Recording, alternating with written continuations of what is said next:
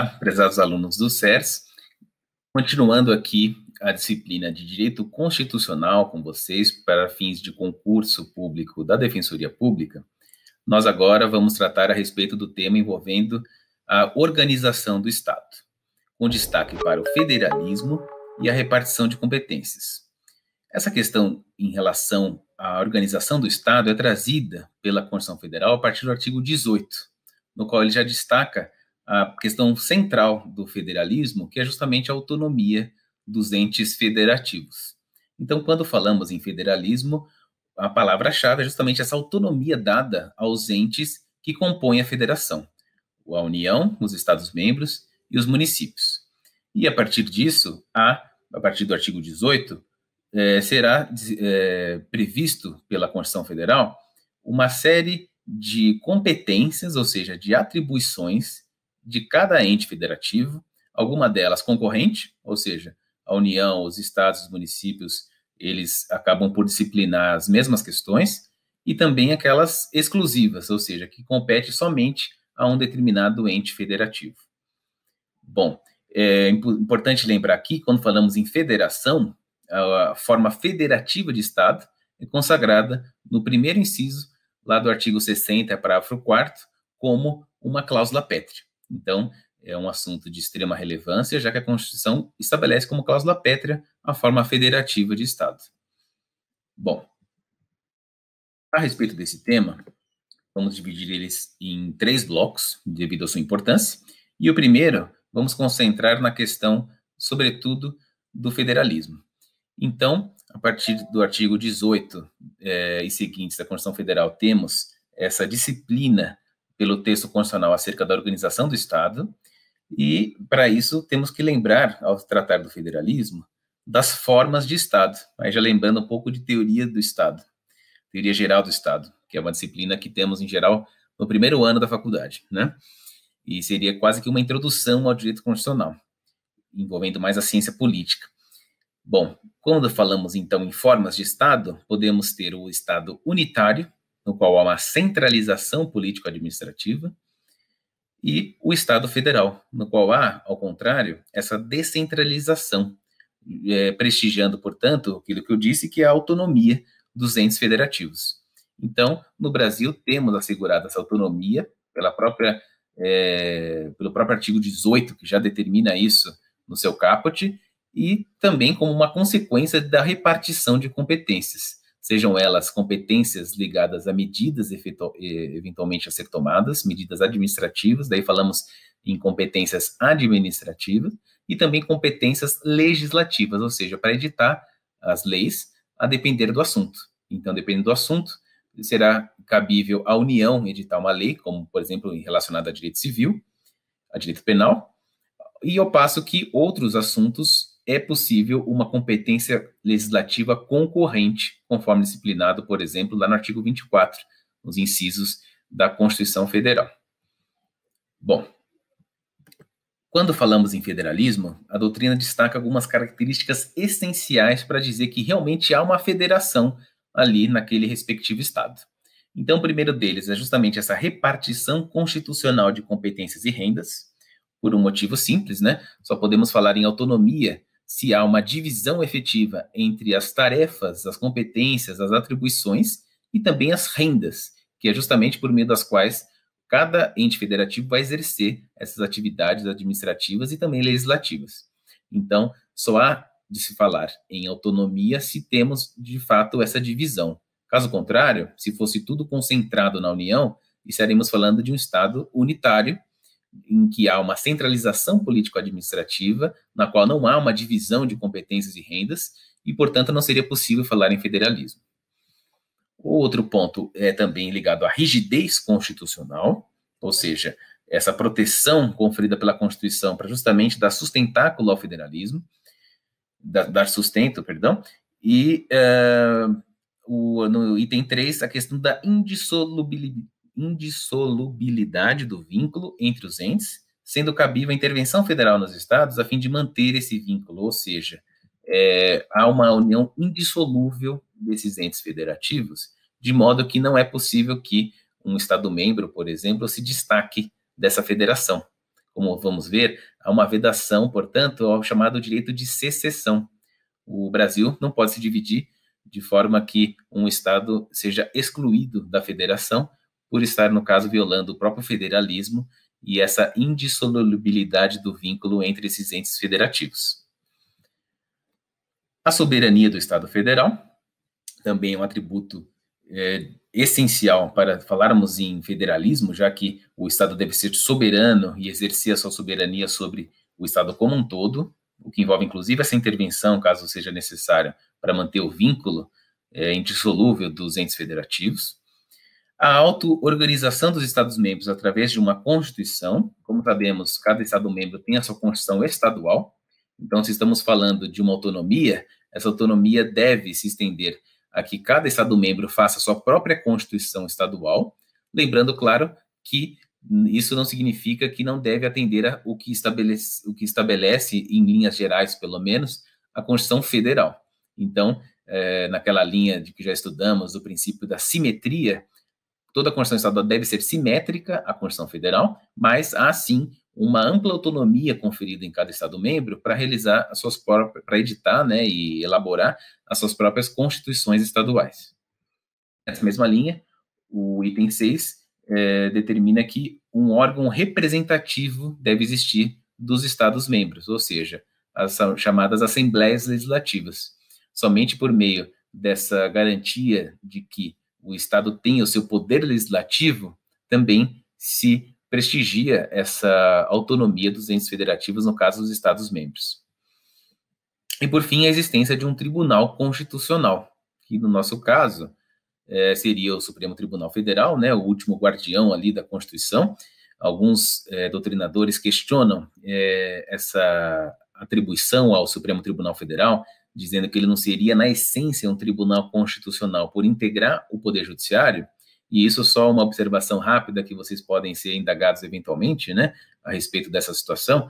Em muitos países, o Tribunal Constitucional é um tribunal que estaria desvinculado do Poder Judiciário, cujos integrantes são compostos, inclusive, por membros dos outros poderes, como o Executivo, o Legislativo, e atuaria, entre aspas, né, como um poder moderador, ou seja, estaria acima dos três poderes, acima do Executivo, do Judiciário e do Legislativo, e atuaria, de fato, como um órgão supra-poderes, digamos assim, e, de fato, seria um tribunal constitucional nesses sistemas. Então, como o STF está, digamos assim, inserido no Poder Judiciário, alguns doutrinadores entendem que ele não teria essa natureza essencialmente de tribunal constitucional. Embora, claro, que pela Constituição, o artigo 102 deixa claro que o STF é o guardião da Constituição, então os temas centrais, como temos visto cada vez mais, são trazidos pelo Supremo Tribunal Federal, que julgam e dão a última palavra a respeito daqueles assuntos mais importantes a serem discutidos no país, que envolvem, eventualmente, uma ofensa à Constituição Federal. Bom, então, essa importância desse Tribunal Constitucional, no caso, e o STF aí, que daria a palavra final, é justamente para assegurar, entre outras questões, a autonomia dos entes federativos. Então, quando temos um Tribunal Constitucional, ele busca justamente analisar sob a ótica da Constituição se, num determinado caso, há uma invasão de competência de um ente ao outro, para que seja assegurada justamente essa forma federativa do Estado prevista como cláusula pétrea na Constituição de 88. Bom, continuando aqui, então eu disse para vocês que há essa proibição de separação dos entes federativos, ou seja, há uma vedação ao direito de secessão, e essa união indissolúvel dos entes federativos é previsto logo no primeiro artigo da Constituição, no caput do artigo 1º da Constituição Federal, no qual consta que a República Federativa do Brasil, formada pela união indissolúvel, e eu deixo em destaque, dos estados e municípios e do Distrito Federal, constitui um Estado democrático de direito e tem como fundamentos, e aí vai vir os fundamentos pelos incisos aí do artigo 1º. Então, quando o caput do artigo 1º diz que é a união indissolúvel dos entes federativos, é justamente nessa linha de que não se admite o direito de secessão. Muitas vezes vemos alguns protestos, né, principalmente vindos da região sul. Então, o estado do Rio Grande do Sul quer se separar do Brasil, e está lutando para que isso seja reconhecido. Então, isso é, evidentemente, sob a ótica da atual Constituição Federal, inconstitucional, né? Na verdade, quando se busca uma secessão, uma separação de um ente federativo, está se violando não só o artigo 1º, que diz que há essa união indissolúvel entre os entes federativos, mas também a própria forma federativa de Estado, que é assegurada como cláusula pétrea. Então, nem mesmo uma emenda constitucional poderia assegurar esse direito de secessão de qualquer ente federativo. E, por fim, aqui o destaque, né, da intervenção federal, que é possível pelo artigo 34, inciso 1 da Constituição Federal, justamente para manter a integridade nacional, ou seja, a União não intervirá nos estados nem no Distrito Federal, exceto para manter a integridade nacional. O que isso significa? Que essa intervenção é uma garantia excepcional que a Constituição confere à União para justamente não permitir esse direito de secessão eventualmente reivindicado pelo Estado do Rio Grande do Sul, como eu dei nesse exemplo. Então, se isso acontecer, a União tem essa prerrogativa de intervir nesse Estado membro para que ele não se separe dos demais e do próprio país como um todo. Bom, aqui, quando entramos agora no tema da repartição de competências, que tem, portanto, essa estreita relação com o federalismo, já que quando falamos em autonomia é necessário existir essa repartição de competências, temos as chamadas competências exclusivas e as competências concorrentes. Vamos ver que a Constituição muitas vezes usa um termo de competência comum para dizer que essa competência é concorrente, e muitas vezes usa o termo de competência exclusiva para dizer que é essa que não é franqueada aos demais entes federativos, mas sim só a um determinado ente federativo. E, nesse sentido, ela é dividida entre horizontal e vertical, como passamos a ver a partir de agora. Então, quando falamos em repartição horizontal, é aquela em que há uma rígida separação de competências, não havendo hierarquia entre os membros. Esse termo hierarquia, ele é usado na doutrina, e por isso que eu coloco aqui, mas não é bem uma hierarquia no sentido de subordinação. Na verdade, está se buscando colocar aqui que cada ente vai ser responsável integralmente para aquele determinado assunto. Então, tem assuntos, por exemplo, que só competem à União. Então, o artigo 22, por exemplo, ele destaca que compete privativamente à União legislar sobre direito penal, por exemplo. Então, nesse sentido, somente a União tem essa competência, que seria uma competência horizontal, no sentido de que só ela disciplina sobre aquilo. Assim como questões de interesse local seriam especificamente tratadas pelo município, conforme o artigo 30 da Constituição Federal. Então, quando falamos nessa questão de competência horizontal, é justamente no sentido de que cada ente vai ter plena autonomia para disciplinar sobre aquele determinado assunto, seja uma disciplina legal, seja exercer uma atividade, porque podemos falar em competências materiais para exercício de certas atividades, ou competências legislativas, que seria para editar uma lei, por exemplo. Bom, e isso é próprio do chamado federalismo dual, ou federalismo clássico, que é justamente aquele em que se assegura essa rígida separação de competências. E os exemplos aqui que vocês podem verificar disso é o artigo 21, por exemplo, que destaca quais são os bens exclusivos da União, o artigo 22, que envolve a questão da competência privativa de lei, o artigo 25, que vai tratar da competência dos Estados-membros, e o artigo 30, que vai tratar da competência dos municípios. Em contrapartida, temos também a repartição vertical, que, ao contrário da anterior, há uma competência comum ou concorrente entre diversos órgãos, entre diversos entes federativos. E, portanto, há, de alguma forma, essa hierarquia, já que, no caso, a União vai disciplinar coisas ligadas a assuntos mais gerais, os assuntos locais competirão aos municípios e os assuntos regionais aos estados. Então, de alguma forma, há uma concomitância de atuação aí, podemos falar de uma certa hierarquia, a depender se o assunto é local, regional ou de âmbito nacional. Dessa forma, falamos dessa competência vertical nesse sentido, que há um federalismo cooperativo. Por quê? Porque com competências concorrentes e comuns, há, na essência, uma cooperação entre os entes federativos, seja para disciplinar um certo assunto normativamente ou para exercer, de fato, algum serviço público ou alguma atividade prevista de forma concorrente pela Constituição Federal. As competências administrativas, por exemplo, concorrentes, estão previstas lá no artigo 23, que fala que é competência comum aos entes federativos, e aí disciplina uma série de incisos.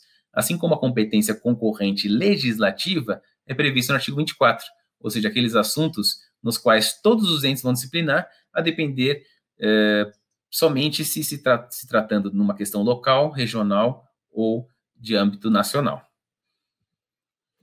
Então, falamos, portanto, de federalismo cooperativo, e os exemplos são dados pelos artigos 23 e 24, que eu acabei de comentar com vocês, e o 30, inciso 2 da Constituição Federal.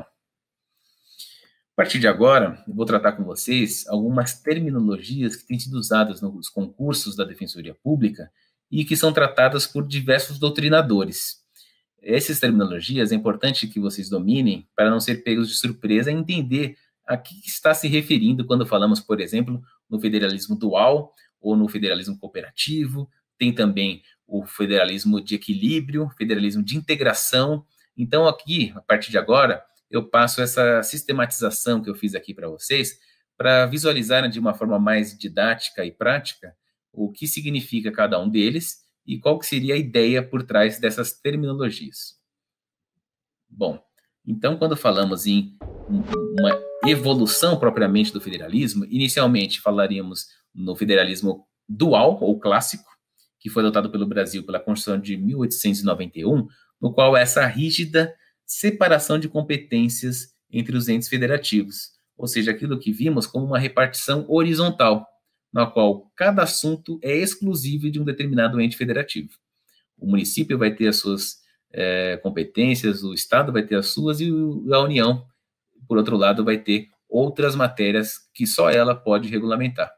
Então, quando falamos nessa rígida separação, nessa repartição horizontal, fazemos referência a esse modelo de federalismo dual. Em contrapartida, por outro lado, temos o federalismo cooperativo, no qual já falamos, que seria essa partição de competência vertical, ou seja, que vários entes federativos possuem, a depender se trata de nacional, regional e local apenas o assunto, competências comuns e concorrentes. E foi adotado pela Constituição Federal de 1934, Constituição Brasileira de 1934. Temos também o chamado federalismo de integração, e aí vocês podem verificar que é uma certa evolução do federalismo mesmo, né, que foi adotando diversas roupagens, e aí, nessa de integração, temos um aumento significativo dessa centralização da União, ou seja, de poderes determinados em favor da União, com o advento da Constituição de 67 e a Emenda Constitucional 1 de 69. Então, nesse período da história brasileira, tivemos uma centralização muito grande na União acerca de diversos assuntos, sejam competências legislativas ou normativas, e, portanto, foi o chamado pela doutrina de federalismo de integração, em qual se buscava integrar tudo nas mãos da União, principalmente. Depois, como reação a esse federalismo de integração, temos o federalismo de equilíbrio. Por meio da Constituição de 88, buscou-se incentivar mais essas competências comuns e concorrentes que estão estampadas, por exemplo, no artigo 23 e 24 da Constituição Federal de 88. Então, com isso, buscou-se restabelecer um equilíbrio, já que havia, sob a égide da Constituição anterior, uma maior centralização na União dessas competências, dessas atribuições. E, portanto, o federalismo de equilíbrio buscou equilibrar melhor por meio de competências comuns e concorrentes, e daí se falar, então, em federalismo de equilíbrio. Por fim, e aqui já não mais tratando dessa evolução do federalismo, como vimos, mas sim de uma terminologia que se usa muito para se referir à Federação Brasileira, é o federalismo às avessas, ou seja, ao contrário. Essa terminologia, ela busca identificar que no Brasil o federalismo partiu de uma ordem central inicialmente, ou seja, da União, para as ordens parciais, os estados, ao contrário do que aconteceu nos Estados Unidos, que é o berço do federalismo, no qual aquelas 13 colônias inglesas, elas detinham uma autonomia e só delegaram parte dela à ordem central por uma questão de gerenciamento. É por isso que é muito comum nos Estados Unidos nós verificarmos que, a depender do estado, o direito penal, por exemplo, prevê pena de morte em um estado e no outro não. Nós não temos isso no Brasil, já que a Constituição determina no artigo 22, inciso 1, que direito penal é de competência privativa legislativa, né, da União. Então, só a União pode disciplinar sobre direito penal, e claro que a própria Constituição já veda a pena de morte, né, mas assim, de um modo geral, a legislação ela é de âmbito nacional. Nos Estados Unidos, essa autonomia ela se reflete nesses assuntos, por exemplo, nos quais vemos que o regramento é muito variado de acordo com o estado do qual estamos tratando. E isso é decorrência justamente desse federalismo que foi iniciado nos Estados Unidos, justamente nessa ideia de preservar ao máximo a autonomia de cada estado frente à ordem central, que no caso seria a União. Já no Brasil, o que se deu foi o contrário, foi a União descentralizando para os demais entes federativos. E, portanto, o processo histórico no Brasil foi ao contrário do que ocorreu nos Estados Unidos. Por isso que se fala que aqui temos um federalismo às avessas, sendo essa uma das razões históricas para que ainda tenhamos, de alguma forma, uma centralização nas mãos da União. Isso foi, inclusive, cobrado no concurso da Defensoria Pública de São Paulo em 2012, no qual a alternativa correta era esse reconhecimento de que apesar de termos um federalismo de equilíbrio, ainda é possível identificar uma centralização grande das competências na própria União. E, de fato, como quando vemos os incisos, seja do artigo 21, que disciplina quais são os bens da União, seja nos assuntos que compete privativamente à União, no artigo 22, por exemplo, podemos identificar esse rol extremamente generoso em relação à União, em comparado aos demais entes federativos. Então, de fato, é possível nós identificarmos ainda uma centralização, não obstante tenhamos competências comuns e concorrentes que buscaram, por meio da Constituição de 88, estabelecer, de fato, um equilíbrio maior entre os entes federativos, para que essa centralização não seja exacerbada, como foi, por exemplo, na Constituição anterior de 67. Bom, seguindo aqui, temos também essa terminologia de federalismo simétrico e assimétrico. E aqui um alerta a vocês. Essa questão ela pode ter uma dupla conotação, a depender do critério que estamos usando. Nós podemos falar em simétrico e assimétrico, no sentido de que a repartição de competências ela é ou não isonômica, ou seja, é feita de uma forma equilibrada ou não. Se ela for, estamos falando de um federalismo simétrico, e se não for, quando há, por exemplo, uma centralização muito grande na União, seria assimétrico, um federalismo assimétrico. E também a depender da questão cultural. Então, se estamos levando o critério da cultura, da língua de um certo país, se ela for bastante homogênea, se diz que o federalismo é simétrico. Caso contrário, por exemplo, temos países como a Suíça, no qual há diversos países em um só, quase, né? Tem a língua italiana, a língua francesa, a língua alemã. Dessa forma, é possível dizer que é um federalismo assimétrico, já que não há uma identidade de língua, de costumes e de cultura. Isso, então, é algo que vocês devem se preocupar para identificar a que o examinador está se referindo, se é essa questão da isonomia ou não da repartição das competências. Então, como eu disse, uma repartição isonômica, podemos falar num federalismo simétrico, caso contrário, numa repartição desigual, no federalismo assimétrico. E aí, uma observação que eu deixo a vocês é a questão da redução da desigualdade, que é prevista no artigo 3º, inciso 3, como um dos objetivos da República, e também disciplinado no artigo 43 da Constituição Federal, e a própria existência dos municípios seriam indicativos de que também temos um federalismo assimétrico na Constituição, já que a própria Constituição de 88 ela reconhece essa desigualdade inerente entre as localidades do Brasil, e também a própria existência do município, que não é próprio do federalismo, que só trata da ordem central, a União, e das ordens parciais dos estados.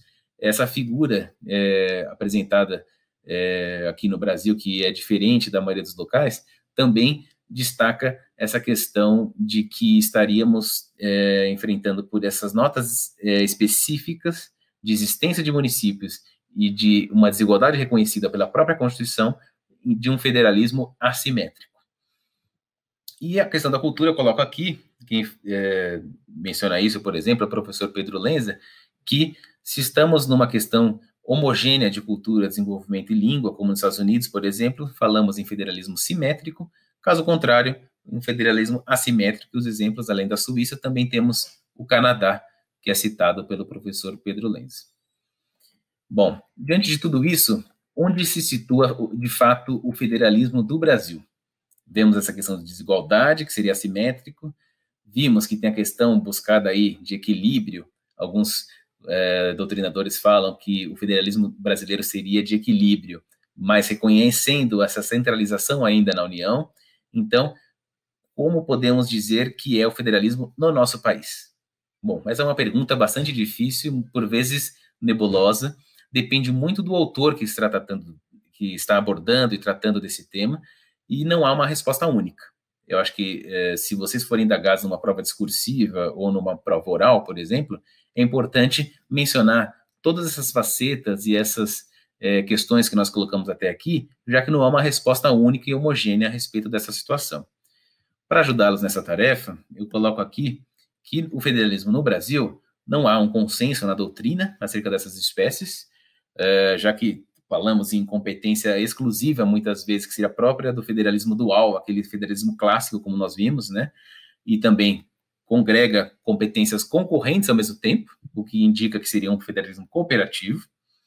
A professora Fernanda Dias Menezes de Almeida, por exemplo, nesse livro organizado pelo Canotilho, que trata de comentários à Constituição do Brasil, ela menciona que o federalismo de equilíbrio seria o brasileiro, já que trata de competências concorrentes, embora vimos que não é só as competências concorrentes, né?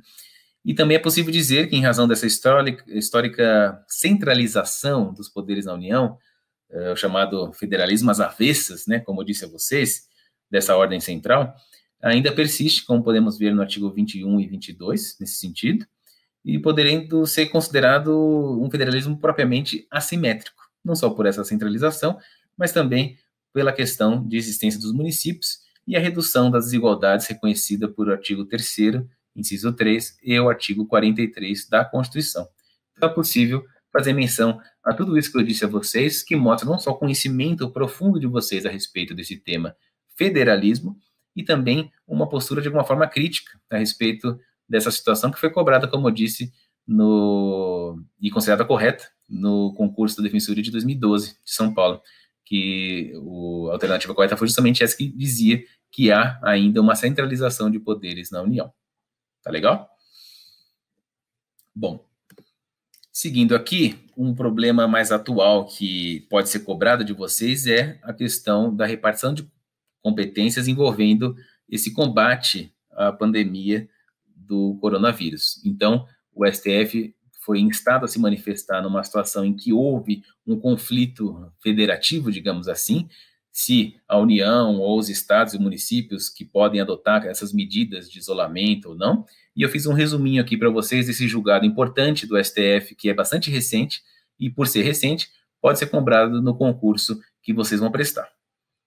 Bom, a Lei Federal 13.979 de fevereiro de 2020 e também a medida provisória 926 de março de 2020 estabelecendo as medidas a serem adotadas pelas autoridades competentes, não falaram de entes federativos propriamente dito, mas as autoridades competentes para combater essa epidemia, como isolamento social, fechamento do comércio e assim por diante.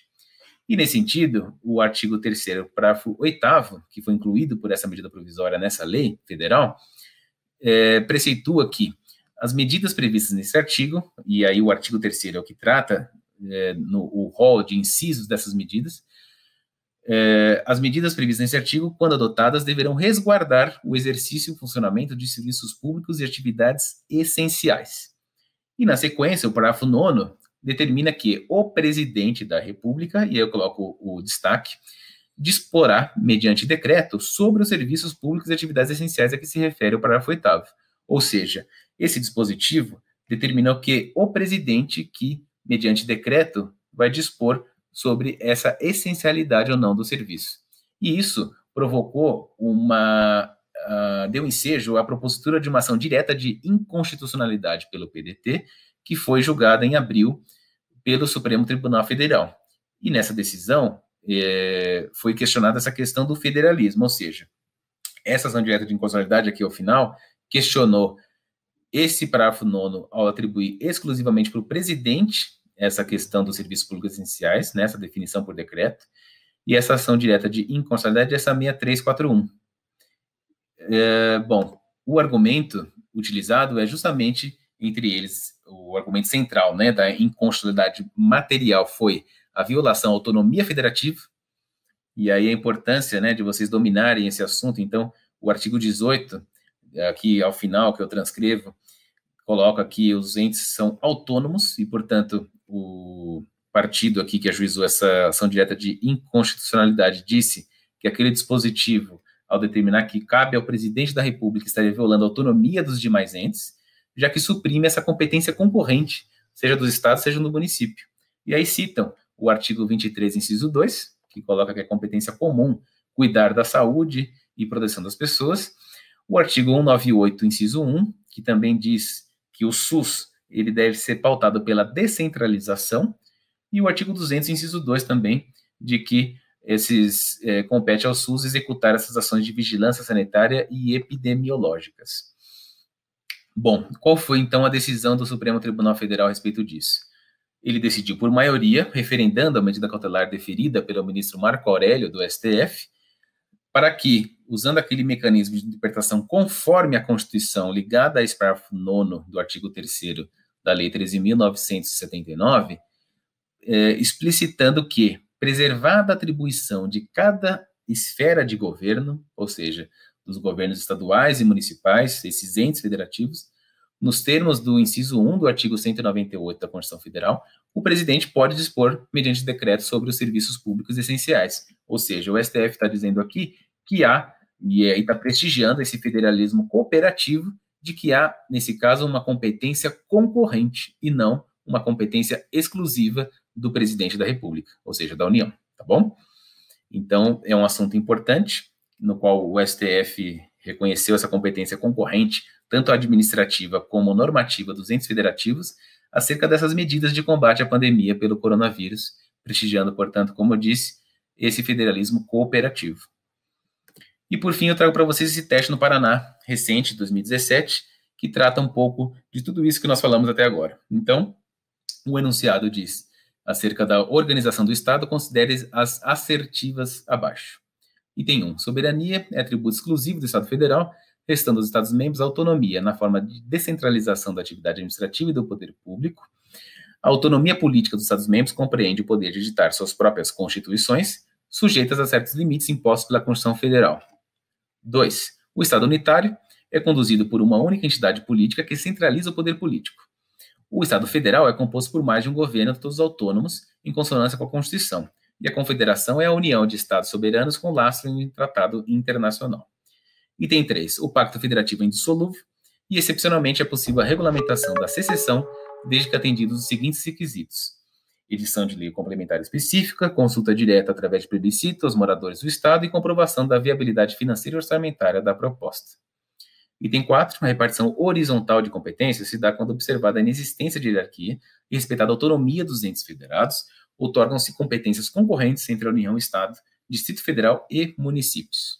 E o item 5. A aplicação do mínimo exigido da receita, resultante de impostos estaduais, compreendida proveniente de transferências, manutenção e desenvolvimento de ensino e ações e serviços públicos de saúde, é considerado princípio constitucional sensível e seu descumprimento pode ensejar a intervenção federal.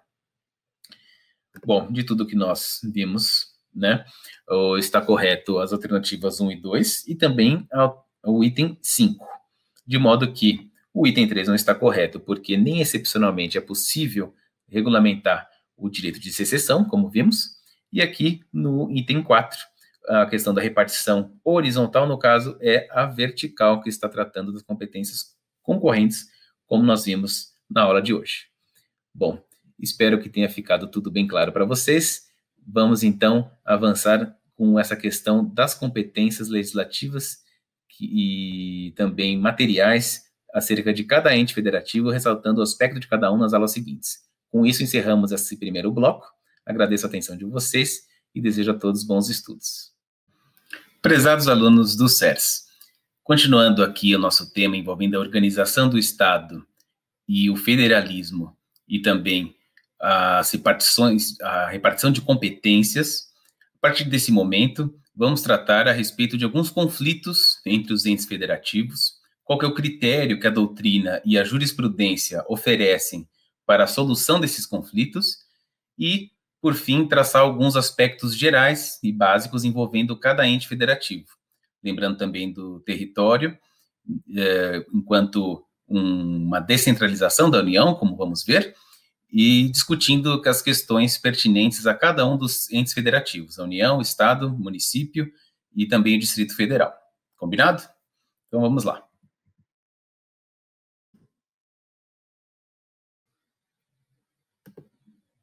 Bom, aqui o critério básico que a doutrina costuma oferecer para a repartição de competências, e isso é ratificado pela própria jurisprudência do Supremo Tribunal Federal, é a predominância do interesse.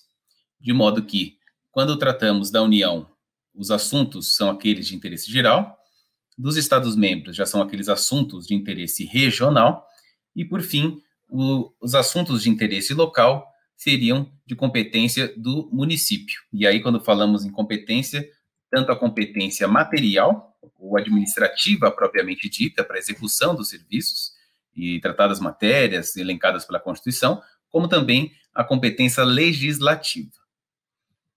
Bom, justamente por essa questão de interesse local que compete aos municípios, há a súmula vinculante 38, que era a antiga súmula 645 do STF e se tornou vinculante, mudando a sua numeração para 38, né? Já que se tratou agora de uma súmula com esse efeito vinculante. Ela destaca que é competente o município para fixar o horário de funcionamento do estabelecimento comercial. Então, aqui, o Supremo Tribunal Federal, ele consolidou, inclusive, por meio de uma súmula vinculante, para não ter mais discussão, que compete ao município essa matéria, já que se trata de assunto local. Em relação ao Distrito Federal, há, digamos assim, essa mistura de interesses regionais com locais, já que seria, por assim dizer, essa figura híbrida que envolve um pouco do Estado-membro e um pouco do município, como vamos ver. Salvo duas exceções que eu elenco aqui para vocês, que estão contempladas no artigo 21, inciso 14, e também no artigo 22, inciso 17 da Constituição Federal, com as redações dadas, respectivamente, por essas emendas constitucionais. Uma delas, como vocês podem ver, bem recente, a de 104 de 2019, e a outra, a emenda constitucional 68 de 2012. Bom, que exceções são essas? Para facilitar a visualização, eu coloquei aqui para vocês que essas exceções relativas ao Distrito Federal envolvem justamente assuntos em que compete, por exceção, à União e não ao próprio Distrito Federal. Então, o artigo 21, inciso 14, ele determina o seguinte: compete à União organizar e manter a Polícia Civil, Polícia Penal, Polícia Militar e Corpo de Bombeiros Militar do Distrito Federal, bem como prestar assistência financeira ao Distrito Federal para execução de serviços públicos por meio de fundo próprio. Então, como vocês podem ver aqui, a União, que seria o ente federativo responsável por essas questões elencadas nesse inciso.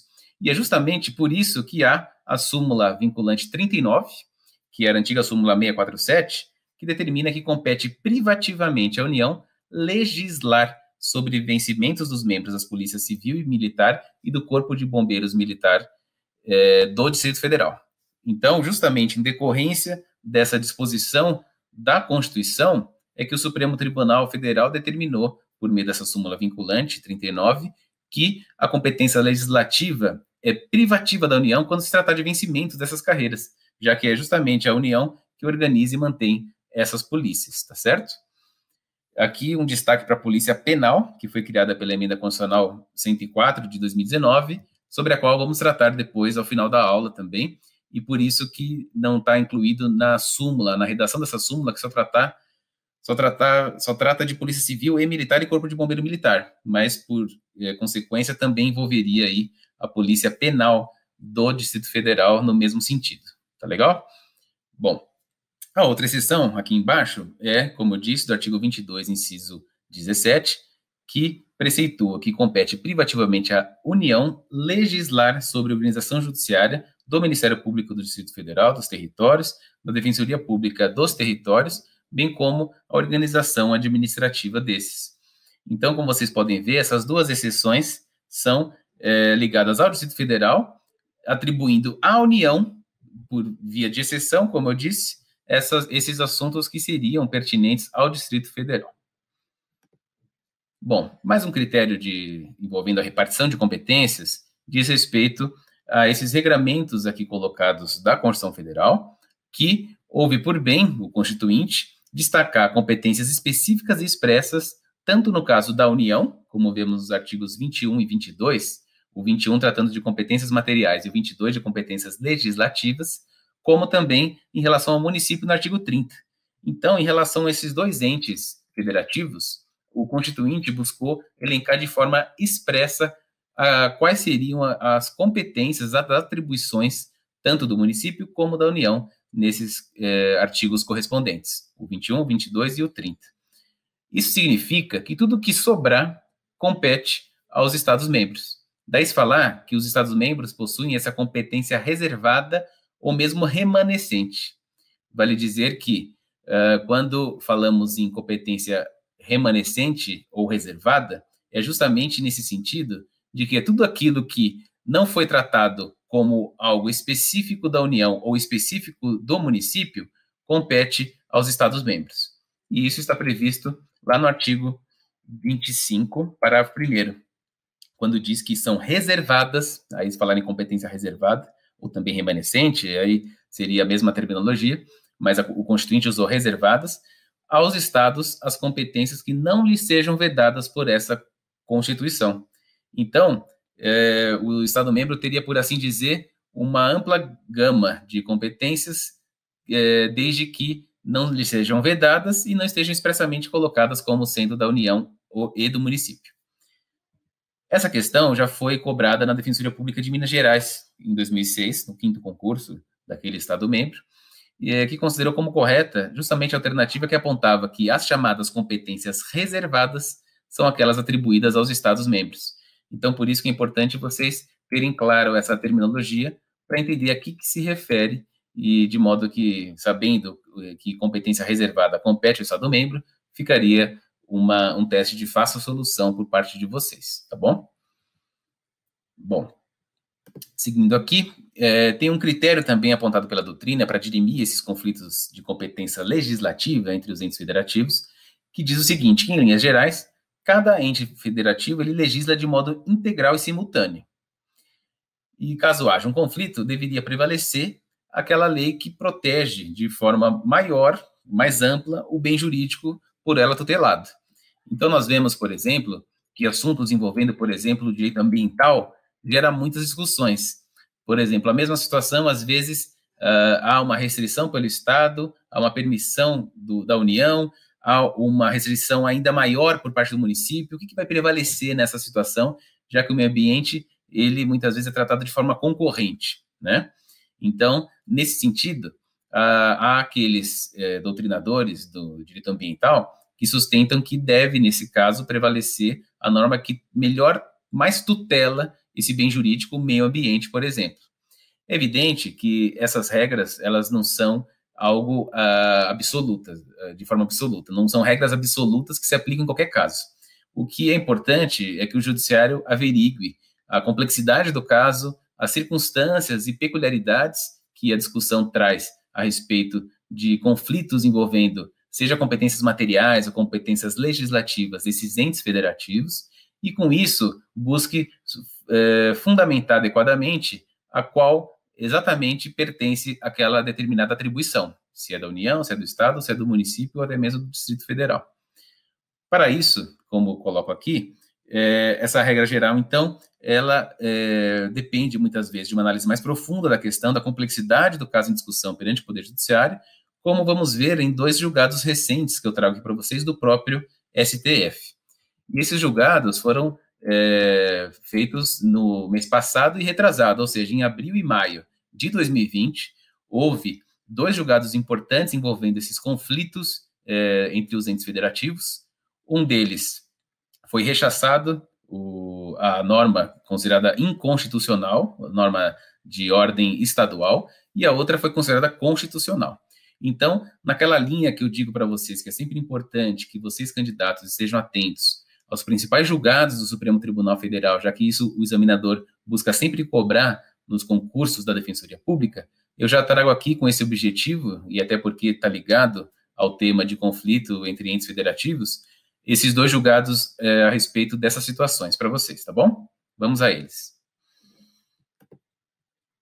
Bom, o primeiro julgado, que trata de conflito entre entes federativos, foi uma lei federal, no caso a Lei Complementar Estadual aqui do Rio de Janeiro, de 90, com essa redação dada pela Lei Complementar 135 de 2009, na qual foi convocado foi previsto, na verdade, um órgão do representante da Ordem dos Advogados do Brasil, da OAB do Rio de Janeiro, nesse órgão de corregedoria tributária de controle externo do Estado do Rio.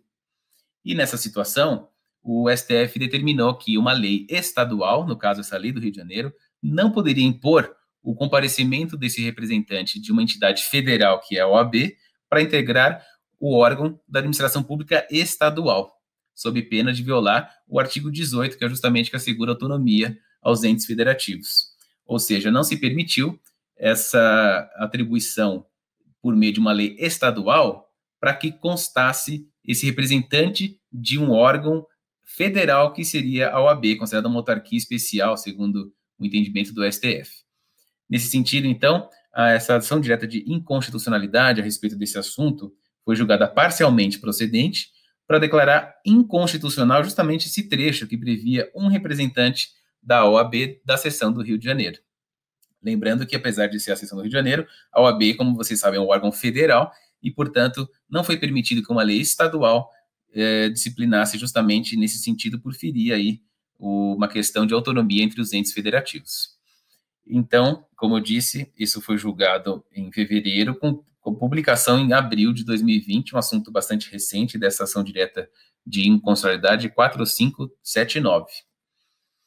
O outro assunto, também levado ao Supremo Tribunal Federal, e um julgado importante a respeito desse conflito, diz respeito ao Estatuto do Torcedor. No caso, foi justamente essa lei estadual 10.524 de 2017, uma lei relativamente recente do Mato Grosso, ela disciplinou a respeito da possibilidade de bebidas não destiladas com teor alcoólico inferior a 14% serem comercializadas e consumidas nos estádios de futebol daquele Estado-membro.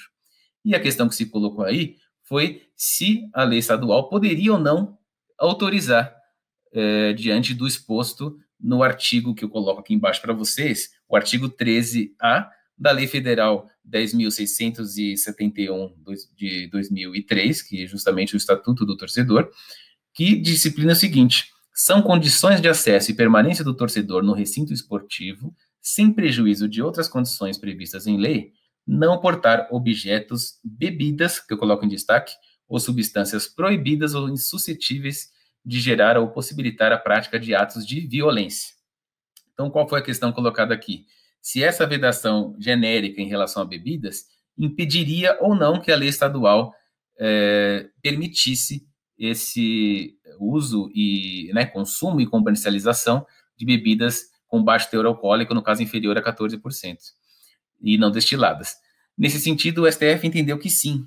Ele entendeu que a lei federal, no caso esse Estatuto de Defesa do Consumidor, do Torcedor, perdão, ele não especifica quais seriam essas bebidas proibidas, não se tratando, portanto, de uma vedação geral e absoluta. Na verdade, o que o Supremo Tribunal Federal entendeu aqui é que houve um exercício de competência legislativa pelo Estado do Mato Grosso que atendeu a razoabilidade e a proporcionalidade, já que seguiu, inclusive, parâmetros como Copa do Mundo organizada pela FIFA e as próprias Olimpíadas, cujos eventos permitem justamente tanto o consumo como a comercialização dessas bebidas não destiladas com teor alcoólico inferior a 14%.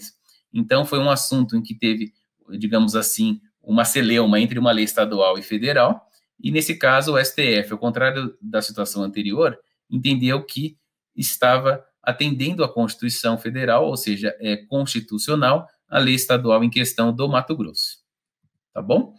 Então, é um outro assunto interessante. Nesse sentido, essa ação direta de inconstitucionalidade 6193, que foi julgada em março e publicada agora em maio, ela foi considerada improcedente, já que se reconheceu, por esses motivos que eu expus a vocês, a constitucionalidade dessa lei estadual. Bom, deixando claro, então, essas questões de conflitos entre os entes federativos e como o Poder Judiciário e a doutrina encara essa questão, podemos, a partir de agora, verificar os aspectos básicos dos entes federativos. Começando aqui pela União. Então, a União é tida como uma ordem central. Esse termo é muito usado quando se fala em federalismo, né? A ordem central e as ordens parciais sendo representadas pelos Estados-membros. Então, a União, no caso, seria essa ordem central, que também tem o papel de representar o país no âmbito internacional, e cujos bens estão discriminados justamente nesses 11 incisos do artigo 20, do qual eu dou esse destaque às terras tradicionalmente ocupadas pelos índios, conforme disposição do inciso 11 do artigo 22. E é justamente por essa razão também que compete à Justiça Federal processar e julgar as disputas sobre os direitos indígenas, conforme o artigo 109, inciso 11. E por que eu trato desse assunto a respeito aqui com vocês para o concurso da Defensoria Pública? Porque, como nós sabemos, os índios, quase que em todos os casos, são considerados uma população mais vulnerável e, portanto, seria o público-alvo a ser atendido pela Defensoria Pública. Nesse sentido, o que caberia à Defensoria Pública Federal, Defensoria Pública da União e a Defensoria Pública do Estado? Então, podemos ver, por meio desses dispositivos, que, normalmente, quando se fala em disputas de áreas indígenas, por esses dispositivos que trata da competência da Justiça Federal e também, enquanto bem da União, as terras tradicionalmente ocupadas pelos índios, vemos uma série de discussões hoje em dia envolvendo, inclusive, as posturas do chefe do Poder Executivo a respeito dessa situação, é justamente a Defensoria Pública no âmbito federal que vai tratar desse assunto. E o que resta para a Defensoria Pública estadual? O que resta para a Defensoria Pública no âmbito estadual é tudo que não envolver essa disputa de terras indígenas, ou seja, a questão envolvendo a saúde, se um indígena, por exemplo, está precisando de um tratamento de saúde ou um medicamento que ele não consegue comprar. Por exemplo, a questão da educação. É comum nós, da Defensoria Pública aqui de São Paulo, também recebermos pedidos de investigação de paternidade envolvendo pessoas de tribos indígenas que existem, inclusive na capital do estado de São Paulo, na Zona Sul. Na região de Parelheiros, inclusive, tem bastante, e no litoral também. E retificação de assento, né, para mudar alguma questão de documento. Muitas vezes os indígenas têm aqueles nomes das suas tradições, mas ele também quer, eventualmente, acrescentar o nome do pai, ou criar um outro tipo de nome. Às vezes ele foi obrigado a não, por exemplo, ter esse nome tradicional, e depois ele se convence e deseja a ter. Então também é comum ações de retificação de assento, e tudo isso acaba sendo de responsabilidade do defensor público estadual, que vai atender aquele índio ou índia, e, nesse sentido, vai buscar dar o acesso à justiça a essa população vulnerável de igual forma. É curioso aqui que, na própria Constituição do Estado de São Paulo, do Estado-membro, tem uma previsão expressa de que os indígenas devem ser atendidos e assistidos nessa questão jurídica por meio da Defensoria Pública do Estado de São Paulo. É justamente esse artigo que eu trago aqui para vocês, o artigo 282, parágrafo 2º, da Constituição Estadual de São Paulo, que prevê que a Defensoria Pública prestará assistência jurídica aos índios do Estado, suas comunidades e organizações. Nessa mesma linha, até mesmo a comunidade quilombola, que temos, por exemplo, no município de Registro, aqui no Estado de São Paulo, também é constantemente atendida pela Defensoria Pública do Estado para reconhecer, muitas vezes, os direitos, inclusive de moradia e uma série de outras situações correlatas, como eu disse aqui, envolvendo os índios também, tá bom? Bom, a União também tem competência administrativa exclusiva ou privativa, e aí a terminologia é no mesmo sentido, né, de que só compete à União exercer essas atividades colocadas aqui no artigo 21, dos incisos 1 ao 25, e a competência legislativa também privativa da União, disciplinada no artigo 22, incisos 1 a 29. Então, vocês podem verificar, quando eu digo na aula anterior a respeito dessa centralização de atividades, sejam materiais, sejam legislativas, no âmbito da União, quantos incisos e quantos assuntos, portanto, competem de forma exclusiva à União. Esses incisos é justamente um reflexo que demonstra justamente essa concentração de muitas atividades nessa ordem central que é a União no nosso país, né? Tanto quando falamos aqui em 25 artigos e 25 incisos e mais 29 incisos, todos para tratar de competências exclusivas da União, conseguimos enxergar e justificar essa centralização. É importante lembrar duas questões aqui, né? Que a lei complementar pode autorizar os estados a legislar sobre essas questões específicas dos incisos do artigo 22, isso está expresso no parágrafo único do próprio artigo 22, e também, que eu coloco como uma atenção aqui em vermelho ao final, que os concursos da Defensoria Pública exploram bastante esses incisos do artigo 22.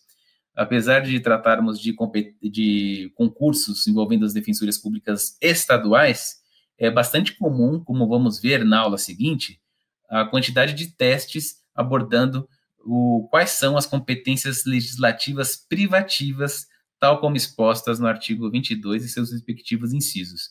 Então, esse é um assunto que merece uma atenção especial por parte de vocês, uma leitura bem atenta a respeito desses incisos, para que vocês estejam preparados quando prestarem o concurso das defensorias públicas estaduais. Combinado?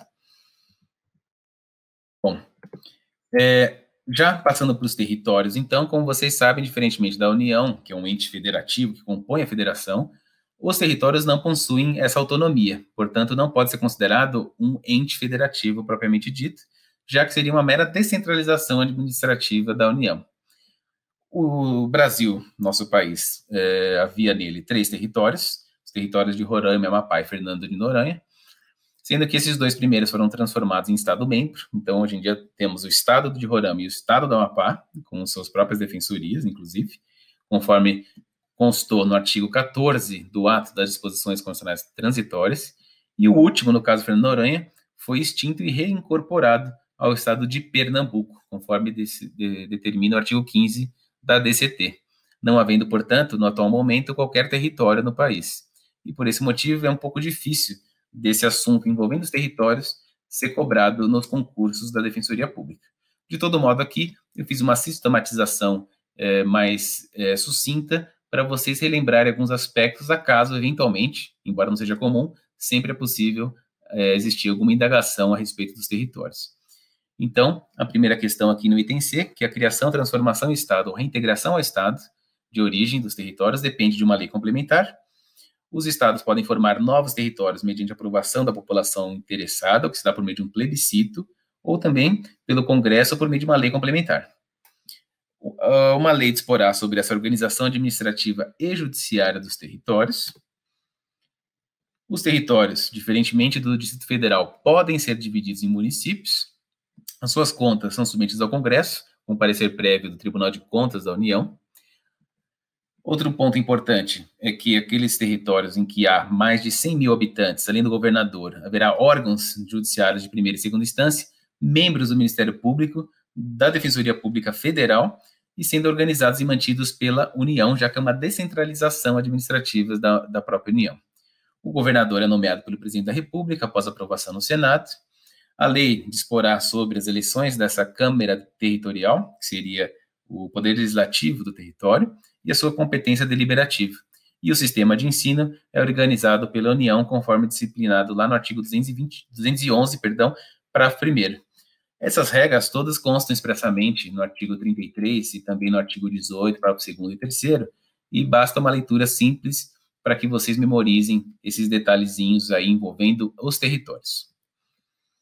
Bom, com isso já podemos passar para os Estados-membros, que aí é um assunto de bastante relevância para vocês que vão prestar defensorias públicas estaduais. Eles são autônomos, já que possuem auto-organização, autogoverno, autolegislação e auto-administração. Então, a auto-organização já diz respeito à questão de que eles elaboram suas constituições estaduais e suas leis estaduais próprias. Também o autogoverno ligado à estrutura dos seus poderes legislativo, executivo e judiciário. A autolegislação ligada à competência legislativa dos Estados-membros, que, como vimos, são competências reservadas. E a autoadministração, já que gere seus próprios órgãos e serviços públicos. Lembrando que, assim como o artigo 20, que arrola os bens da União, os bens dos Estados-membros também constam nesses incisos de 1 a 4 do artigo 26 da Constituição Federal. A respeito dos Estados-membros, há essas duas regras importantes também que costuma ser objeto de indagação nos concursos da Defensoria Pública, a respeito da incorporação e da instituição de regiões metropolitanas. Então, o artigo 18, parágrafo 3º, determina que incorporar-se-á entre si, subdividir-se, né, que os estados podem incorporar-se entre si, podem subdividir-se, desmembrar-se para se anexarem a outros ou formarem novos estados ou territórios federais, mediante aprovação da população diretamente interessada por meio de plebiscito ou o Congresso Nacional por meio de lei complementar, e também, mediante lei complementar, pode instituir regiões metropolitanas, aglomerações urbanas e microrregiões, constituídas por agrupamentos de municípios limítrofes, para integrar a organização, planejamento e execução de funções públicas de interesse comum, conforme disciplina o artigo 25, parágrafo 3º. Então, esses, basicamente, seriam os assuntos mais importantes a respeito do Estado-membro no âmbito da Constituição Federal. A partir de agora, vamos ver, então, a respeito do município. Quando falamos em município, o primeiro assunto que surge é se ele integraria ou não a federação. Ele seria um ente federativo, propriamente dito, ou não? E, nesse sentido, ele tem autonomia para ser alçado a essa condição de ente federativo ou não? Bom, como vocês sabem, a doutrina majoritária diz que sim, embora haja uma doutrina minoritária pelo constitucionalista José Afonso da Silva, sustentando que não, que o município não seria um ente federativo. Então, vamos ver os fundamentos para essas duas posições. Bom, municípios são ou não ente federativo? A resposta sim, que seria majoritária, se concentra nos artigos 1º, 18 caput e 34, inciso 7, a linha C, da Constituição Federal, que prevê os municípios como entes federativos, expressamente, lembrando, inclusive, que esse artigo 34, ele trata da intervenção federal, e é colocado como um princípio sensível, e isso já foi objeto de pergunta no recente concurso da Defensoria de Minas, agora de 2019, o que seria princípio sensível? Isso constava no teste, que é justamente aqueles princípios ligados à intervenção federal admitida da União em relação aos estados. Justamente um deles é a autonomia municipal. Então, esse artigo 34 que eu menciono aqui para vocês, nesse inciso e a linha, ele determina que justamente a autonomia municipal, e ele está falando de autonomia, para justificar ainda mais que seria um ente federativo autônomo, a autonomia municipal é um princípio sensível que autoriza, no caso, a intervenção excepcional da União em relação aos estados, tá bom? Bom, tem também a questão de que os municípios, assim como os Estados-membros, possuem auto-organização, autogoverno, auto-legislação e auto-administração, como vamos ver logo mais. E, portanto, essas questões acabam por justificar entender que o município, de fato, então, é um ente federativo. A corrente minoritária, pelo professor José Afonso da Silva, ela sugere, ao contrário, que não, o município não seria um ente federativo, já que é uma união, basicamente, de Estados-membros. Então, ele diz que na verdade, a união de Estados-membros e não de municípios que formam a federação. Em relação a essa outra questão do item B, os municípios seriam apenas divisões dos Estados-membros, motivo pelo qual a criação, fusão, incorporação e desmembramento de municípios se realizam por lei estadual, conforme o artigo 18, parágrafo 4º, seria o outro argumento levado em conta pelo professor José Afonso da Silva. Então é interessante saber isso, porque vocês podem ser indagados a respeito dessa questão de se ele é ou não um ente federativo. E aí é interessante também mencionar numa prova discursiva ou até mesmo oral a respeito dessa discussão. Assim como vimos no Estado, o município, ele, então, é autônomo e possui a auto-organização, já que faz suas leis orgânicas, então não possui o poder constituinte ou a Constituição propriamente dita, mas sim essas leis orgânicas que fazem as vezes da Constituição. O autogoverno, que estruturam seus poderes legislativo e executivo, lembrando que não há, como vocês sabem, evidentemente, poder judiciário municipal. E aqui vem a pergunta, e a Defensoria Pública Municipal? E aí é uma questão mais diretamente ligada a vocês que vão prestar esse concurso. É possível termos Defensoria Pública Municipal, além da estadual e da federal? Essa situação ainda não foi apreciada, mas está ali para ser pelo Supremo Tribunal Federal por meio de uma DPF ajuizada pelo Procurador-Geral da República. Nessa DPF, ela envolveu o município de Diadema, no estado de São Paulo, em que se buscou disciplinar uma defensoria pública municipal. E nessa situação, o que se coloca é justamente isso: seria constitucional ou não? Então, a DPF 279, ajuizada pelo PGR, ela fundamenta de que o município de Diadema teria violado o artigo 24, inciso 13, que determina que compete de forma concorrente à União e aos Estados-membros legislar sobre assistência jurídica e defensoria pública. Então, quando o município acabou por disciplinar isso, violou justamente essa norma constitucional que diz que, na verdade, compete de forma concorrente à União e aos Estados disciplinar sobre essa matéria. Bom, a autolegislação do município, ela também está ligada à competência legislativa do município, prevista ali no artigo 30, e a autoadministração, já que gere seus próprios órgãos e serviços públicos. Também, essa regra importante aqui, que foi cobrado, como vocês podem ver logo abaixo, no concurso da Defensoria Pública do Mato Grosso do Sul, de 2008, a criação, incorporação, fusão e desmembramento de municípios far-se-á por lei estadual, dentro do período determinado pela Lei Complementar Federal, e dependerá de consulta prévia mediante plebiscito às populações dos municípios envolvidos, após a divulgação desses estudos de viabilidade municipal apresentados na forma da lei, é a regra ali do artigo 18, parágrafo 4º. Por fim, o Distrito Federal, ele é autônomo, já que também possui auto-organização pela lei orgânica, autogoverno pelos poderes legislativo, executivo e judiciário, autolegislação ligada às suas competências legislativas, e auto-administração, já que gere também os seus órgãos e serviços públicos, assim como vimos em relação aos Estados-membros e municípios.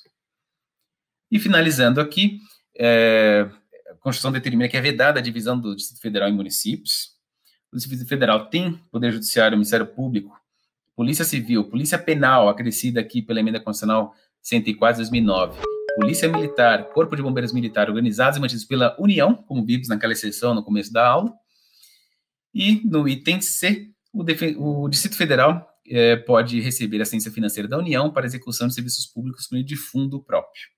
Aqui a observação que eu faço em relação à Emenda Constitucional 104 de 2019 é só para lembrar que quando fala em polícia penal, foi justamente a criação por essa Emenda Constitucional recente de 2019, final de 2019, das polícias penais federais, distritais e estaduais, alçando os agentes penitenciários da carreira policial, para permitir que os policiais civis e militares estejam desobrigados a essa guarda e escolta de pessoas presas, de modo que possam exercer o seu mistério sem essa necessidade de realizar o serviço que compete mais de perto aos agentes penitenciários. Bom, com isso nós encerramos então a aula de hoje e vamos para a próxima aula, que vai ser a última desse bloco que me compete aqui para vocês passar, a respeito da organização do Estado e repartição de competências e federalismo, tá legal? Então, força a todos vocês, bons estudos e eu agradeço novamente a atenção de todos. Um grande abraço.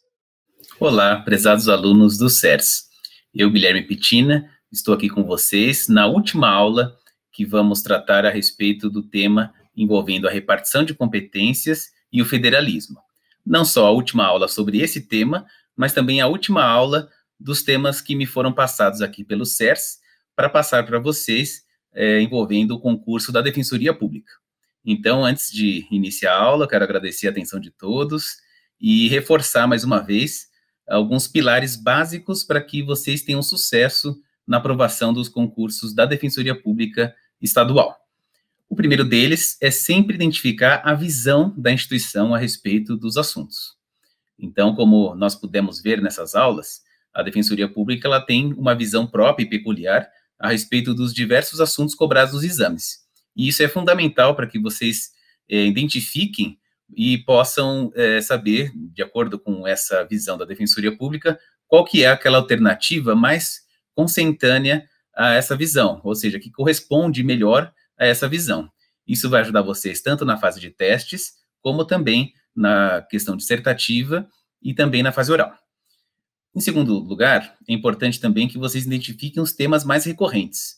Então, por meio desses testes que eu forneci para vocês, vocês podem identificar não só como que é cobrado cada ponto, como principalmente os pontos mais cobrados com mais frequência, ou seja, aqueles assuntos que costumam ser bastante cobrados nas provas e que, portanto, merecem um estudo mais aprofundado por vocês. Ou seja, destacar justamente, né, vocês têm que separar esses assuntos mais recorrentes para focar o estudo e ter justamente esse estudo mais dirigido àqueles pontos que são mais comuns. Isso vai ajudar vocês a terem, certamente, mais chance de passar nos concursos da Defensoria Pública. E num terceiro plano, também é importante ficar sempre atento a essa jurisprudência, sobretudo do Supremo Tribunal Federal, já que os assuntos têm sido cada vez mais cobrados sob enfoque da jurisprudência dos tribunais superiores, especialmente do Supremo Tribunal Federal, já que estamos tratando do direito constitucional, e o STF é, digamos assim, a última palavra a respeito do significado e a interpretação que deve ser conferida às normas constitucionais. Ao final da aula de hoje, vamos ver como que essa questão da jurisprudência tem sido também explorada, inclusive nesse tema que vamos abordar hoje a respeito da repartição de competências. Então, vocês vão verificar que é cobrado não só o artigo expresso da norma constitucional, como especialmente a forma como o Supremo Tribunal Federal tem decidido sobre esses conflitos federativos e competências fixadas na Constituição. Então, deixo aqui registrado esses 3 pilares envolvendo isso que nós acabamos de ver, a visão da defensoria, a importância dos assuntos mais cobrados e dos testes, né, para vocês treinarem bastante isso. Eu recomendo que busquem utilizar, sobretudo o fim de semana, para fazerem provas da Defensoria Pública, como eu já destaquei aqui, e acompanhar os informativos, especialmente do Supremo Tribunal Federal, para que não sejam pegos de surpresa sobre algum assunto cobrado a esse respeito. Combinado? Bom, então o tema, agora que nós encerramos aqui no curso Defensorias de 2020 pelo CERS, diz respeito ao bloco 3 da repartição de competências e também do federalismo. Então, encerrando aqui, vamos tratar como que a terminologia do Constituinte indica as respectivas competências. E a principal delas, já de início, diz respeito à competência material de um lado e à legislativa do outro. Ou seja, competência material ou competência administrativa são aqueles assuntos que devem ser tratados pelo determinado ente federativo que a Constituição prevê. Pode ser uma competência a vários entes ou pode ser a competência de forma privativa a só um dos entes federativos. O importante aqui é o quê? É que essa competência material diz respeito à conduta, ao gerenciamento dos serviços públicos e os assuntos que vão ser tratados. Já a competência legislativa, por outro lado, é aquela possibilidade de editar uma lei, editar uma norma jurídica. Então, tem assuntos, por exemplo, a desapropriação, é uma competência legislativa privativa da União. Por outro lado, se formos tratar de assistência jurídica e defensoria pública, a competência legislativa é concorrente entre os diversos órgãos. E, então, assim, nós vamos ter uma série de assuntos que podem envolver competência material de um lado e legislativa do outro.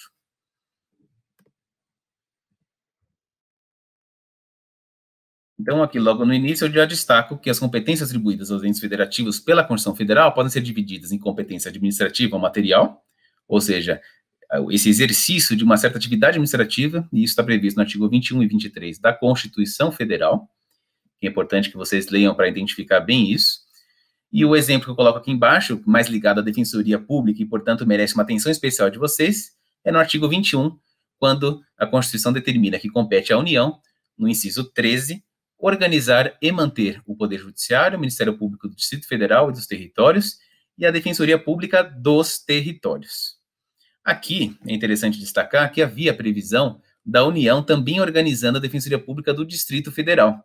E ela foi retirada, já que, como vimos naquela emenda constitucional que trouxemos a vocês, desse fortalecimento da autonomia da Defensoria Pública pelo Legislativo, a Defensoria Pública do Distrito Federal passou a ter autonomia administrativa, ou seja, foi destacada da União, que só trata, portanto, das defensorias públicas dos territórios. Vimos também que no Brasil atualmente não existe territórios, mas se vier a existir, enquanto uma descentralização administrativa da União, como vimos, compete à União a organização da Defensoria Pública dos Territórios por esse inciso do artigo 21, que trata, portanto, de uma competência material.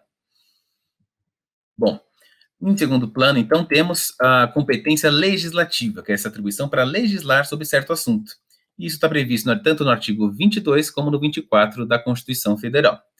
E aqui eu destaco também mais 2 pontos envolvendo a Defensoria Pública. O artigo 22, no inciso 17, determina que compete privativamente à União legislar sobre organização judiciária do Ministério Público do Distrito Federal dos Territórios e da Defensoria Pública dos Territórios, bem como a organização administrativa destes. Então, assim como há a competência material, também aqui há a competência legislativa ligada à Defensoria Pública dos Territórios. Não mais a Defensoria Pública do Distrito Federal, que passou a ter autonomia por meio da Emenda Constitucional 69 de 2012. E, por fim, o artigo 24 compete à União, aos Estados e ao Distrito Federal legislar concorrentemente sobre, inciso 13, assistência jurídica e defensoria pública. Então, vocês vão ver que esses assuntos, como envolve a defensoria pública, propriamente dita, são cobrados de vocês, candidatos, para saber se, naquele assunto específico pertinente à defensoria pública, trata-se, por exemplo, de uma competência privativa da União ou uma competência concorrente legislativa dos entes federativos e assim por diante.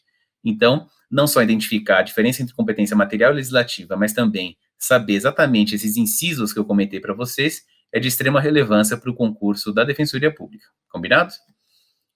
Bom, seguindo aqui essa questão da terminologia da Constituição, envolvendo as diferentes competências fixadas no texto constitucional, temos a competência comum e concorrente. A rigor, comum e concorrente seriam sinônimos para dizer que cabe a mais de um ente federativo.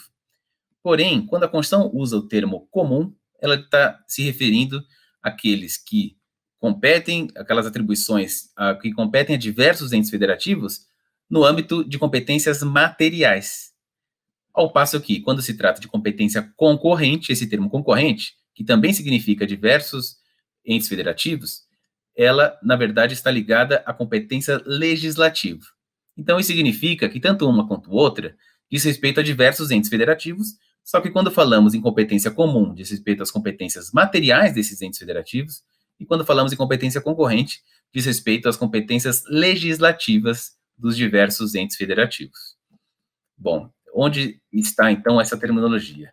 A competência comum, como eu disse, né, trata-se da competência administrativa que cabe a mais de um ente federativo e está lá contemplada no artigo 23 da Constituição Federal, os diversos incisos que abordam esses assuntos ligados à competência administrativa que compete aos entes federativos.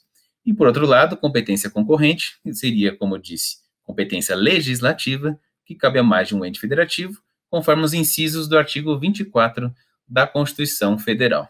Então, mais uma vez, tudo que eu digo aqui para vocês e menciono os respectivos artigos, é interessante que vocês sempre consultem na medida em que a aula é ministrada, para que isso seja cada vez mais sedimentado por parte de vocês, né? Ou seja, cada vez memorizado melhor esses diversos assuntos, porque ajuda muito, seja numa prova de teste, seja na prova dissertativa, você já saber onde se encontra, por exemplo, a competência concorrente dos entes federativos, na medida em que isso pode ser questionado, e muitas vezes na questão dissertativa é possível uma consulta à lei seca, né, ao texto da Constituição, de modo que vocês consigam já saber onde que se situam essas questões. Bom, e por fim, temos a chamada competência negativa, que são aqueles assuntos proibidos de serem tratados pelos entes federativos.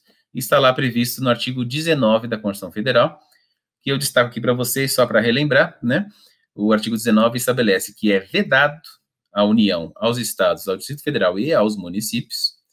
Inciso 1. Estabelecer cultos religiosos ou igrejas, subvencioná-los, embaraçar-lhes o funcionamento ou manter com eles ou seus representantes relações de dependência ou aliança, ressalvada na forma da lei a colaboração de interesse público.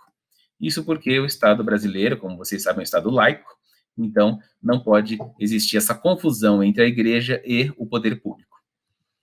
Em segundo lugar, é vedado a esses entes federativos, conforme o inciso 2, recusar fé aos documentos públicos. E, em terceiro, criar distinções entre brasileiros ou preferências entre si. Então, como se trata de assuntos vedados, estamos falando nas chamadas competências negativas previstas por esse artigo 19 da Constituição Federal. Seguindo aqui, temos a chamada competência privativa e competência exclusiva.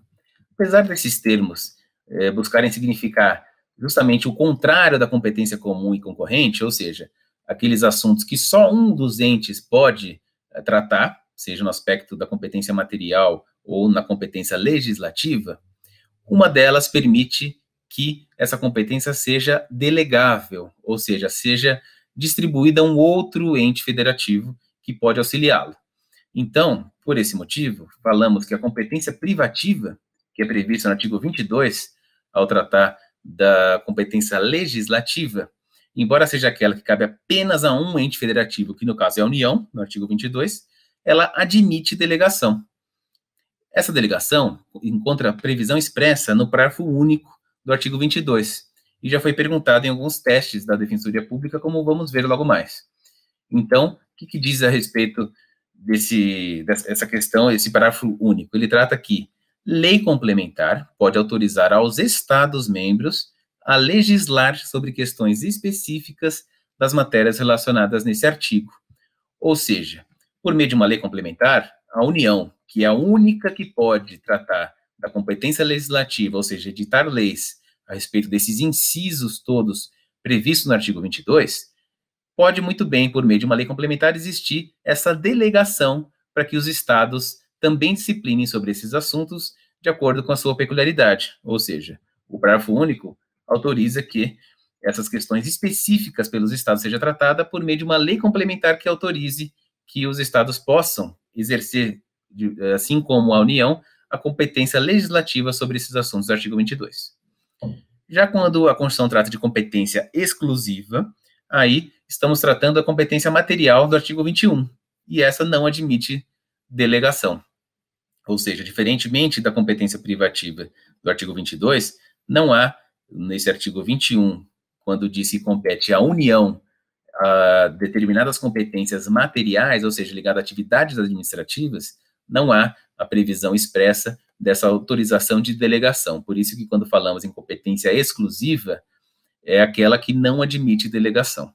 Então, apesar desses termos comuns serem muito próximos e querem dizer que só cabe a um ente federativo, seja no âmbito de competência privativa, seja no exclusiva, há essa diferença extremamente relevante que quando falamos em competência privativa, além de se referir à competência legislativa da União, no caso, e que admite delegação, a exclusiva não admite. Tá legal? Justamente por esse parágrafo único do artigo 22 que nós acabamos de ver. Bom, estando bem sedimentada essa questão de terminologias e os correspondentes artigos da Constituição Federal, nós passaremos a ver um julgado importante do Supremo Tribunal Federal acerca das chamadas normas de cooperação. O que são elas? São normas que autorizam que os entes se cooperem entre si nessa competência comum material, tal como previsto no artigo 23 da Constituição Federal. Então, vamos lá. Conforme destaca o próprio parágrafo único do artigo 23, os incisos do artigo 23 elencam os assuntos de competência administrativas comuns, como nós já dissemos, sendo que esse parágrafo único prevê que leis complementares fixarão normas para a cooperação entre os entes federativos, levando em conta o equilíbrio do desenvolvimento e o bem-estar em âmbito nacional. Então, assim como temos essa possibilidade de delegação da União, né, da competência privativa legislativa da União para os estados, por meio daquela lei complementar prevista no artigo 22, parágrafo único, o parágrafo único do artigo 23 também prevê essa possibilidade de normas de cooperação entre os entes federativos, só que aí ligado a competências administrativas, aquelas consideradas competências comuns no âmbito administrativo, ou seja, leis complementares que vão buscar que as competências administrativas desses entes federativos façam uma cooperação entre eles. Dessa forma, chegou um caso no Supremo Tribunal Federal que tratou do artigo 280 da Constituição do Espírito Santo, que dizia o seguinte, que algumas obras públicas seriam feitas pelos estados em convênios com os municípios, e os municípios, se não fizessem esses convênios, estariam tacitamente aceitando o que o Estado faria no seu lugar. Essa questão do artigo 280 da Constituição do Espírito Santo chegou ao Supremo Tribunal Federal questionando que essa previsão estaria ferindo a autonomia do município. E aí, nessa ocasião, o Supremo Tribunal Federal, além de tratar da questão fundamental que era essa, se havia ou não essa violação à autonomia municipal, ele destacou previamente uma questão importante envolvendo o alcance e o significado desse parágrafo único do artigo 23. O que o STF reconheceu nessa ação direta de inconstitucionalidade 3499. E vejam que é recente, foi julgado em agosto de 2019. O STF entendeu que esse artigo 23, parágrafo único, ao tratar dessas leis complementares, não vedaria que a União, os estados, os municípios e o Distrito Federal recorram à utilização de instrumentos negociais, como um convênio, por exemplo, para a salutar racionalização e coordenação de suas atividades, em conformidade com a perspectiva consensual e pragmática da administração contemporânea em sua vertente gerencial. Ou seja, o STF disse aqui, e decidiu, né, que não é só por meio de uma lei complementar que pode existir essa cooperação, ou seja, por meio de instrumentos negociais também se permite, numa visão mais moderna e contemporânea da administração pública, que esses instrumentos negociais como convênios também possam servir para que seja obtida essa cooperação entre os entes federativos, desde que respeitado, evidentemente, os ditames da Constituição e a autonomia de cada ente federativo. Combinado? Então, esse é um assunto interessante que pode ser cobrado de vocês ao tratar de competências, já que foi um julgado bastante recente do Supremo Tribunal Federal, envolvendo esse dispositivo, o artigo 280 da Constituição Estadual do Espírito Santo. Bom, seguindo aqui, temos também algumas normas importantes, algumas regras ligadas às chamadas competências legislativas concorrentes, ou seja, aquela competência, atribuição para editar leis que cabe a diversos entes federativos, a União, os Estados e o Distrito Federal, que está previsto justamente nesses parágrafos 1º ao 4º do artigo 24. Então, nesses parágrafos, a regra é que a União estabeleça as normas gerais, enquanto que os Estados-membros estabeleçam as normas suplementares. E aí, tem também esse regramento de que se a União não estabeleceu nenhuma norma geral, o Estado-membro pode fazer de forma plena, exercendo essa competência legislativa, buscando atender às suas peculiaridades. Então, embora caiba interesse geral ser tratado pela competência legislativa da União e essa caráter suplementar do Estado, caso a União não disponha essas leis gerais, aí, nesse momento, o Estado, nessa lacuna de uma lei geral pela União, exerce de forma plena essa competência legislativa. E, por fim, há mais uma regra prevista nesses parágrafos do artigo 24, que se a lei, no caso mais geral da União, a lei federal, passar a dispor posteriormente sobre aquele assunto que foi tratado já pelo Estado, e existir um conflito entre as duas legislações, a estadual e a federal, no caso, a estadual vai ter a sua eficácia suspensa. Então, por isso que eu destaco aqui ao final, no item 4, que se a União vier estabelecer uma lei federal sobre esse assunto de forma contrária àquela que foi prevista na lei estadual, a lei estadual fica suspensa para que prevaleça a lei federal. Então, esse mecanismo todo previsto nesses parágrafos do artigo 24 também costumam ser objeto de cobrança nos concursos da Defensoria Pública. É importante que vocês tenham isso em mente de forma bem clara para conseguirem acertar, principalmente as alternativas nessa fase inicial de testes desses concursos, tá bom? A partir de agora, já podemos ver alguns testes envolvendo essa questão de competências que estamos tratando aqui, e para isso eu trouxe 3 testes recentes, né, o primeiro concurso de Minas Gerais de 2019, feito no ano passado, e depois outros 2 feitos em 2017, um deles no Paraná, e o outro também de outro estado em 2017 também, no caso de Santa Catarina, de 2017, que vamos ver a partir de agora, e vocês podem perceber que nesses 3 testes, haverá questões que envolvem o conhecimento literal do dispositivo da Constituição Federal, mas muitos deles, inclusive a maioria, explorando o entendimento do Supremo Tribunal Federal acerca dessas questões de conflitos de competência entre os diversos entes federativos. Então, mais uma vez, eu reforço com vocês a importância da jurisprudência para o estudo dos concursos das defensorias públicas estaduais. Vamos, então, ao primeiro teste, que é da Defensoria Pública de Minas, de 2019. Então, vejam que o enunciado já destaca que ele quer justamente aferir o conhecimento de vocês, candidatos, acerca da jurisprudência do Supremo Tribunal Federal, ao destacar que, a respeito do entendimento do STF sobre competência legislativa, analise as afirmativas a seguir. Então, foram essas três, para que o candidato aferisse qual que está correta e qual está incorreta. Vamos, então, analisar uma a uma para verificar isso. A primeira, a competência legislativa do Estado-membro para dispor sobre educação e ensino autoriza a fixação por lei local do número máximo de alunos em sala de aula. Item 2. No limite do interesse local, os municípios possuem competência para legislar sobre proteção ao meio ambiente e, inclusive, adotar legislação ambiental mais restritiva em relação aos Estados-membros. E o item 3 compete privativamente à União legislar sobre direito civil, comercial e política de seguros. Por conseguinte, os Estados-membros não têm competência para legislar sobre normas que objetive a proteção e a prestação de informações ao consumidor de planos de saúde. Então, vejam que são assuntos pontuais: número de salas de aula, número de alunos em sala de aula, questão da legislação ambiental pelo município, se pode ou não ser mais restritiva, se o município tem essa possibilidade, e a questão envolvendo também o direito do consumidor de plano de saúde. Todos esses assuntos foram decididos pelo Supremo Tribunal Federal e competem a vocês, portanto, saberem a respeito de qual foi a decisão do STF para responder adequadamente a essas questões.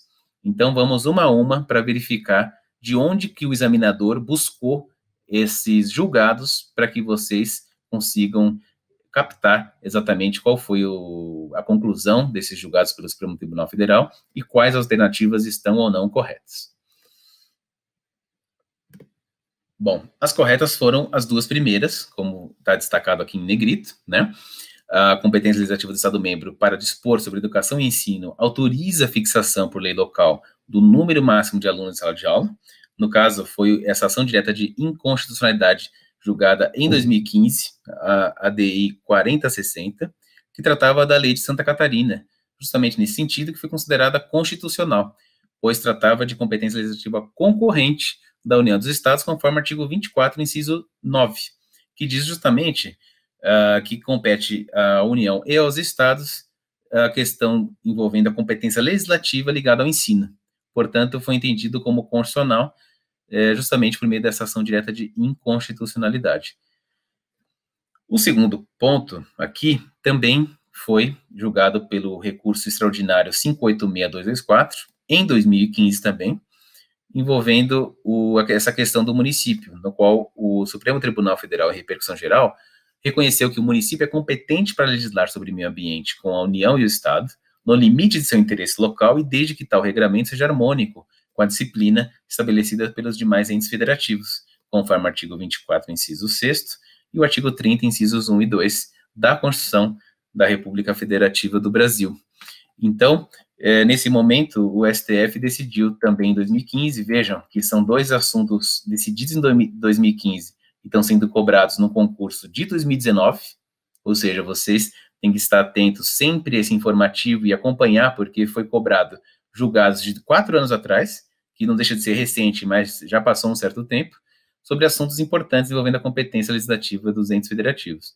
E nesse julgado, o STF destacou que o município pode ter também essa disciplina legal mais restritiva ao tratar do assunto envolvendo o direito ambiental.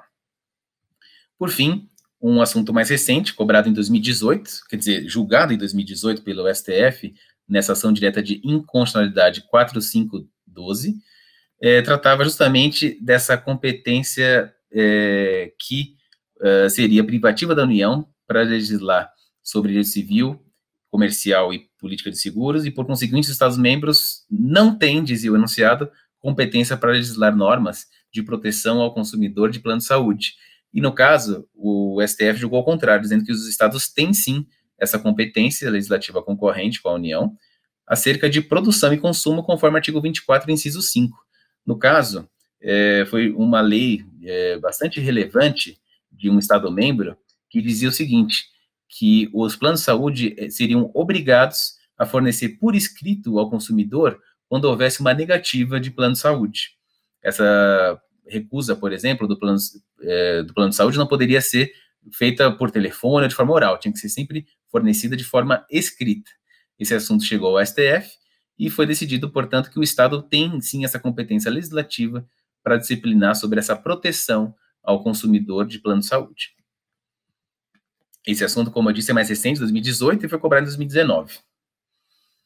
Bom, seguindo aqui, temos agora a questão de Santa Catarina, concurso da Defensoria de Santa Catarina de 2017, cujo enunciado dizia o seguinte: a respeito da distribuição de competência legislativa na Constituição Federal de 88, compete, item A, privativamente à União legislar sobre procedimentos em matéria processual. B, ao município legislar concorrentemente sobre assistência jurídica e defensoria pública. Item C, privativamente à União legislar sobre produção e consumo. Item D, a União, aos Estados e ao Distrito Federal legislar concorrentemente sobre desapropriação. Item E, a União, aos Estados e ao Distrito Federal legislar concorrentemente sobre proteção à infância e à juventude. Vejam que essa questão já aborda a literalidade das normas constitucionais. E o item correto aqui foi a alternativa E, já que corresponde ao inciso 15 do artigo 24, que disciplina sobre a competência concorrente dos entes federativos para esse assunto envolvendo a proteção à infância e à juventude. O item A não está correto, já que trata de competência concorrente, conforme o artigo 24, inciso 11. No caso do item B, só cabe a competência legislativa concorrente aí, não ao município, mas sim à União e aos Estados, acerca da assistência jurídica e defensoria pública, como já vimos, conforme o artigo 24, inciso 13. No item C, essa questão envolve competência concorrente, conforme o artigo 24, inciso 5 da Constituição Federal. E, por fim, a competência sobre desapropriação é legislativa privativa da União, conforme o artigo 22, inciso 2. Então, quando eu digo para vocês que esse assunto de competência privativa da União é muito cobrado, ele é muito cobrado de forma conjugada com a competência concorrente também. Se vocês souberem de forma bem presente, né, memorizando mesmo, as competências privativas legislativas da União, do artigo 22, e as competências concorrentes, tanto da União como dos Estados e Distrito Federal, elencadas no artigo 24, seria fácil resolver essa questão, já que vocês saberiam aquilo que é privativo da União, em termos de competência legislativa, e aquilo que é competência concorrente também no âmbito legislativo, tá bom? Por fim, o último teste que nós vamos ver a partir de agora foi cobrado na Defensoria Pública do Paraná de 2017 também, que dizia o seguinte, em relação à repartição de competências na Constituição, e aí vocês vão ver que tem coisas cobradas aqui ligadas, né, matérias ligadas à questão da literalidade da norma constitucional e outras ligadas à jurisprudência do Supremo Tribunal Federal. Então, vamos ler cada uma delas para verificar como isso tem sido cobrado. Item A, é inconstitucional lei estadual que garanta meia entrada aos doadores de sangue por tratar-se de indevida regulamentação de contraprestação em contratos privados, matéria contida no ramo de direito civil, ou seja, de competência privativa legislativa da União. Item B, a competência legislativa suplementar dos Estados, em relação à competência legislativa concorrente, permite que esses preencham lacunas na lei geral para sua adequação às peculiaridades locais. Ao passo que a competência legislativa plena é aquela que os Estados disciplinam matérias já compreendidas na lei geral por expressa autorização do Congresso Nacional. Item C, é constitucional lei estadual que regule serviços de assistência médica hospitalar regidos por contratos de natureza privada, desde que discipline a ampliação dos direitos do contratado, pois a competência para legislar sobre proteção do consumidor é concorrente. Item D, segundo o entendimento do STF, por se tratar de infração político-administrativa e não propriamente de crime, o chamado crime de responsabilidade pode ser definido pela União, Estados e Distrito Federal, eis que a competência legislativa é concorrente. Aqui um parênteses, né? Já analisamos essa questão do crime de responsabilidade e qual ente federativo é competente para editar normas a esse respeito. Então, rememorando aqui aquele assunto que envolve poder executivo, mas também competência legislativa nesse aspecto. Item E, é consagrada a possibilidade de delegação de certas competências legislativas privativas da União aos Estados, através da edição de lei complementar, especificando a matéria, não podendo ser desigual entre os Estados.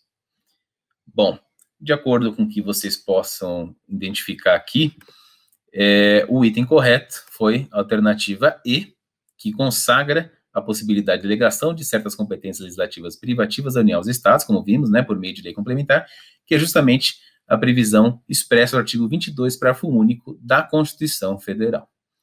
E a partir de agora vamos ver, já encerrando a aula, como o porquê que as outras alternativas estão incorretas.